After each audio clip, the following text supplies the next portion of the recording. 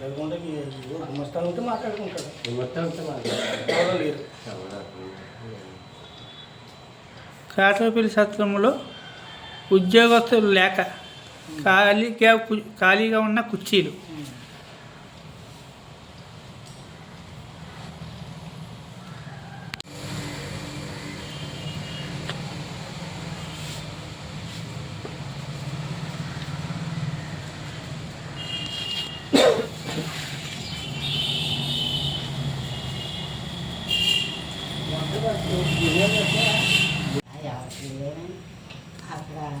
అమ్మా అది కావాలని పెట్టుకున్న గుమస్త గవర్నమెంట్ చేతికి వెళ్ళలేదు. ఆ కుర్రోడు కావాలని పెట్టుకున్నారు అంతే. సత్రంలో భోజనాలు అండి రోజుకి ఒక 50 మందా 100 మందా? 50 మంది. ఓకే కామ్రేడ్, నేను ఆంధ్రప్రదేశ్ రైతు సంఘం రాష్ట్ర అధ్యక్షుడిని. 3 చుట్లు బట్టి ఆఫీస్కి వెళ్తుంటే ఆఫీసులో ఎవరో లేకుండా ఉంటాం. ఈ వంట చేసే వాళ్ళే వాళ్ళకి ఒక 2 ఉంటాం.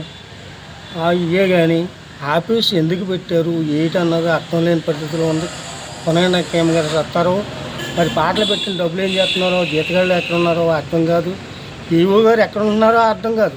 3 చుట్లు వచ్చాను ఈ ఆఫీస్కి, 3 చుట్లు ఎవరో లేకుండానే ఉన్నారు. మేము 28 సంవత్సరాలు చేస్తున్నాం. మాకు అదే జీతం 12,000 దగ్గర నుంచి ఇంకేమీ రావట్లేదు. పైనుంచి గవర్నమెంట్లో కల్పించవలసిందిగా కోరుతున్నాం. చదువులకి వృద్ధులకి అనాథలకి భోజనాలు నిత్యం 50 మందికి. రోజుకి కూర, పప్పు, చారు, మజ్జిగ, సాంబారు, పచ్చడి అన్నీ కలిపి వేయాలి. ఇది మీకు ఎవరిస్తున్నారండి? అదే గుమస్తాలు అక్కడ ఉంటారు. ఎక్కడండి? ఏ రోజుగా రోజు రాస్తారు. ఇప్పుడు ఈరోజు మరి గుమస్తా గారు రాలేదు కదా? గవర్నమెంట్ జాబ్ కాదంటున్నాడు. అది గవర్నమెంట్ జాబ్. అది కాదు, గవర్నమెంట్ జాబులు కాదు. ఏంటంటే గవర్నమెంట్ అంటే వంట పుట్టి వాళ్ళు మార్చొచ్చు, ఇంకోళ్ళు మార్చొచ్చు. కానీ మరి ఎక్కమంటే చూపుకున్నప్పుడు గవర్నమెంట్ జాబ్ కూడా. Okay sir, thank you.